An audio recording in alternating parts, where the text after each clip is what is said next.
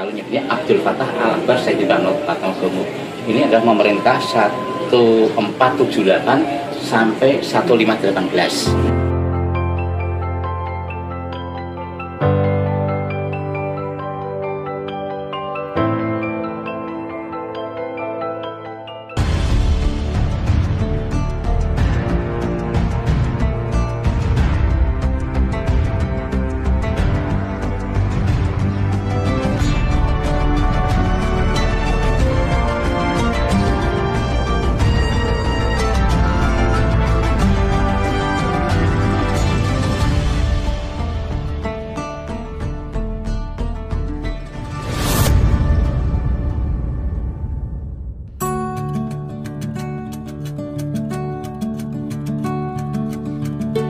Pasca runtuhnya kerajaan Majapahit, Kesultanan Demak tumbuh menjadi imperium baru.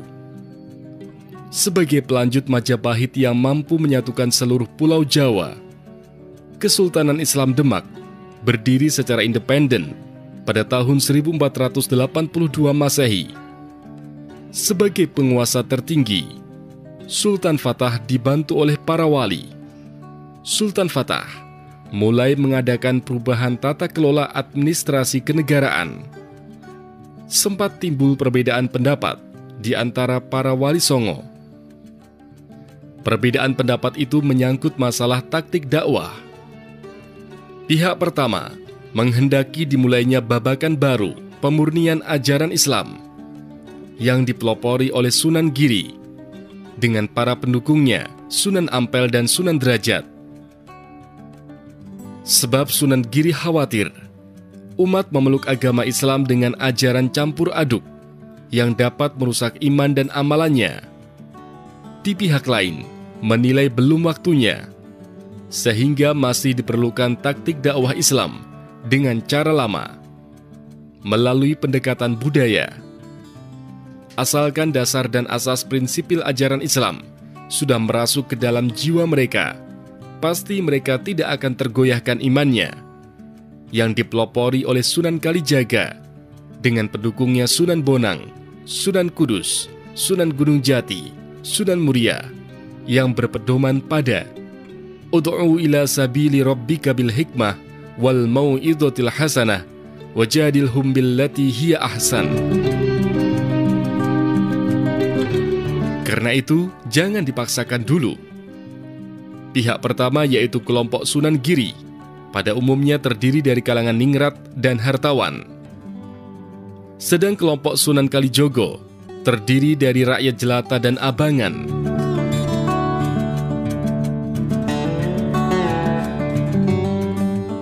Menghadapi perbedaan pendapat ini, Sunan Kalijogo mengusulkan musyawarah Majelis Wali Songo. Dalam musyawarah itu, Sunan Kalijaga mengemukakan pendapat kepada sahabat-sahabatnya bahwa pertama, kekuatan kaum ningrat dan hartawan serta rakyat jelata harus utuh bersatu padu. Perpecahan sesama umat akan merugikan umat dan para pemimpin itu sendiri. Kedua, ketiga unsur kekuatan itu masing-masing saling membutuhkan demi tegaknya syiar Islam sesuai dengan status, kedudukan, dan kemajuan masing-masing. Ketiga, Sunan Kalijaga mengajukan usul agar sidang majelis menyetujui mengangkat Sunan Giri sebagai mufti atau penasehat para wali sejawa. Sidang majelis dengan mufakat bulat menerima konsepsi usulan Sunan Kalijaga itu. Saking terharunya, Sunan Giri meminta kepada sidang majelis agar menyetujui mengangkat Sunan Kalijaga sebagai pemimpin bidang politik dan pemerintahan. Usul ini pun dengan suara aklamasi diterima oleh sidang Majelis Wali Songo. Maka berakhirlah perbedaan pendapat di antara para wali itu. Selanjutnya Sunan Giri mendapatkan gelar Panotogomo sekaligus memangku jabatan sebagai ketua penghulu yang bertugas menyusun peraturan-peraturan ketataprajaan dan pedoman tata acara di Kesultanan. Sunan Giri dibantu oleh Sunan Kudus yang juga ahli dalam soal perundang-undangan, peradilan hukum formal.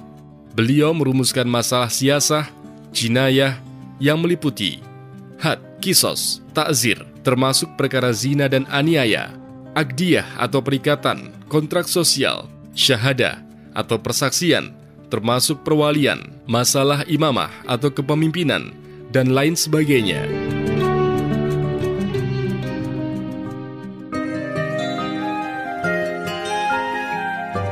Kesultanan Demak memiliki 2 kitab undang-undang yang disebut Salokantoro dan Angger-Angger Surya Alam. Serat Salokantoro adalah semacam peraturan pemerintah yang di dalamnya diatur tentang struktur pemerintahan di Kesultanan Demak. Kitab ini mengatur tentang hak dan kewajiban para pejabat hingga para pegawai dalam lingkup kesultanan.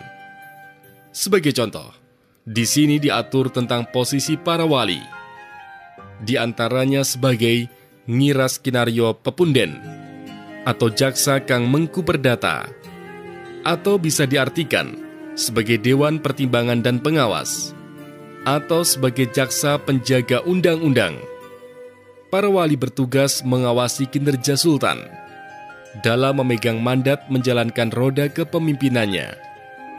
Dalam kedudukan ini, wali mirip dengan Dewan Pertimbangan Agung, atau Jaksa Agung, atau Majelis Permusyawaratan Rakyat, yang berhak mengangkat dan memberhentikan sultan.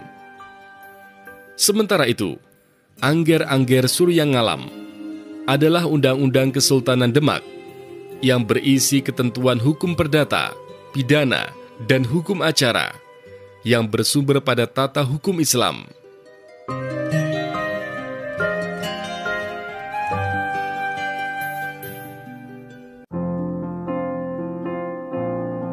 Naskah Angger-Angger Surya Ngalam ini sempat diaksarakan Latin pada tahun 1934 oleh Brandes.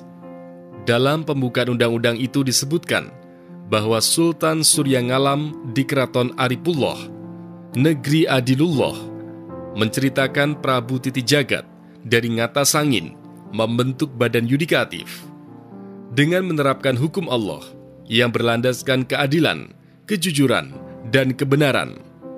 Sultan kemudian melimpahkan kepada jaksa untuk menangani dan memutuskan perkara hukum berdasarkan hukum Islam sesuai dengan ajaran Nabi Muhammad SAW. Dalam naskah kitab undang-undang Angger-Angger Surya Ngalam, di dalamnya dijelaskan bahwa hukum yang berlaku di Kesultanan Demak berdasarkan hukum Islam dengan berpegang pada Al-Quran dan Al-Hadis. Hal ini ditegaskan dalam pembukaan undang-undang. Sang ratu punika dinean rapake nukumullah, dosane tan anglakoken sapakeme aksarane, angwahi sapangandikaning Allah Ta'ala, kang tinimbalake dawuhing Kanjeng Nabi kita Muhammad sallallahu alaihi wasallam. Yang artinya kurang lebih, sang raja itu memiliki kewajiban menjalankan hukum Allah. Berdosa besar jika perilaku dan tutur bahasanya menyelisih sabda Allah Subhanahu wa Ta'ala dan sunnah Nabi Muhammad SAW.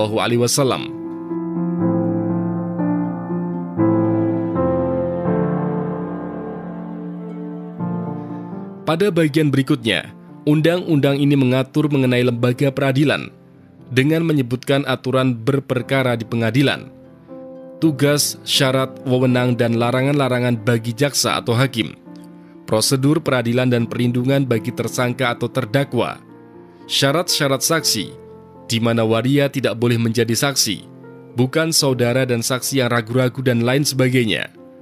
Bahkan dalam undang-undang ini juga disebutkan bahwa saksi dan pendakwa yang berdusta dikenai sanksi.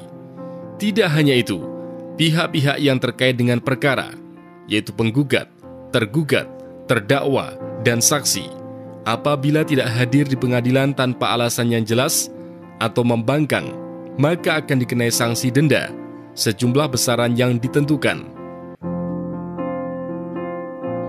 Disebutkan dalam undang-undang ini bahwa suatu perkara dapat diproses di pengadilan apabila sudah memenuhi 30 ketentuan. Di antaranya adalah adanya saksi yang memenuhi syarat, adanya bukti yang dapat dipertanggungjawabkan, adanya unsur yang merugikan orang lain, misalnya merusak atau mengambil barang orang lain, membunuh, dan melukai orang lain. Perkara sengketa jual beli yang memiliki bukti tertulis, serta saksi, dan lain-lain. Selanjutnya, undang-undang ini juga mengatur mengenai perkara pencurian. Dengan ketentuan yang sangat rinci, melukai dan membunuh orang lain, merampok, menghina orang lain di depan umum, juga dikenai sanksi. Sanksi ini dibedakan sesuai dengan kedudukan pelakunya. Jika yang menghina itu rakyat, biasanya dikenai sanksi 2.000. Jika orang terpandang, dikenai sanksi 8.000. Orang yang mengancam dengan senjata juga dikenai sanksi denda sesuai dengan kedudukan pelakunya.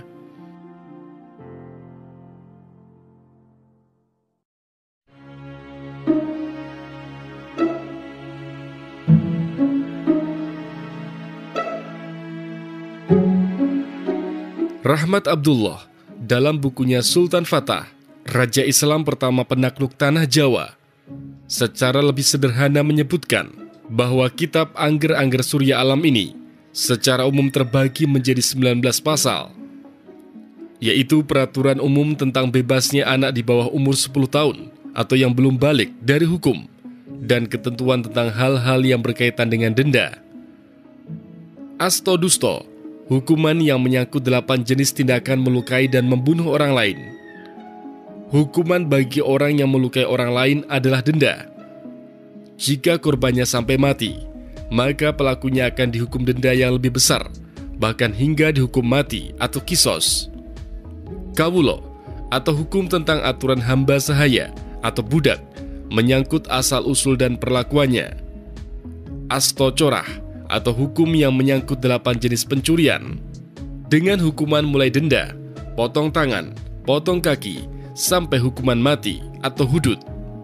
Sahaso, atau hukum yang menyangkut penistaan dengan sanksi berupa denda, hukuman badan, penjara, hingga hukuman mati. Adol tinuku, atau hukum yang menyangkut jual beli, beserta konsekuensi hukumnya.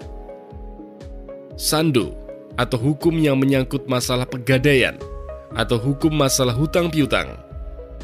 Titipan, atau hukum yang menyangkut masalah barang titipan, baik berupa perkakas, harta benda, maupun hewan peliharaan.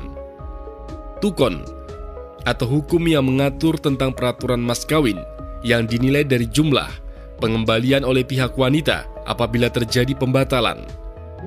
Kawarangan, atau hukum yang mengatur masalah perkawinan. Parodoro, atau hukum yang mengatur perbuatan mesum, pelecehan seksual, pemerkosaan, dengan sanksi yang paling rendah berupa hukuman fisik hingga hukuman mati. Duere kaliliran, atau hukum masalah pembagian harta waris. Wakporusho, atau hukum yang mengatur masalah caci maki dan penghinaan sesama penduduk. Dando parusyo, atau hukum menyangkut tindak kekerasan terhadap manusia dan hewan. Kagelalehan, atau hukum yang menyangkut tentang kelalaian yang mengakibatkan orang lain celaka. Atukaran, atau hukum yang menyangkut tentang perselisihan dan perkelahian secara terbuka. Bumi, atau hukum menyangkut peraturan mengenai kepemilikan dan penggarapan sawah, perkebunan, perikanan nelayan, dan sewa-menyewa. Duwilatek, atau hukum yang menyangkut fitnah-memfitnah. Inilah sebagian dari karya Sunan Giri tentang Pranata Hukum, sebab beliau selaku pemangku gelar Panotogomo di Kesultanan Demak, sedangkan sebagai pengemban amanah bidang pemimpin politik dan pemerintahan di Kesultanan Islam Demak, Sunan Kalijogo melahirkan konsep Baldatun Thayyibatun wa Rabbun Ghafur dalam bentuk sistem tata kelola masyarakat berupa sistem tata kota yang hingga hari ini masih banyak kita temui jejak sejarahnya. Simak video kami selanjutnya tentang konsep Baldatun Thayyibatun wa Rabbun Ghafur yang diwujudkan oleh Sunan Kalijogo dalam bentuk penataan sistem tata kota di hampir seluruh Pulau Jawa.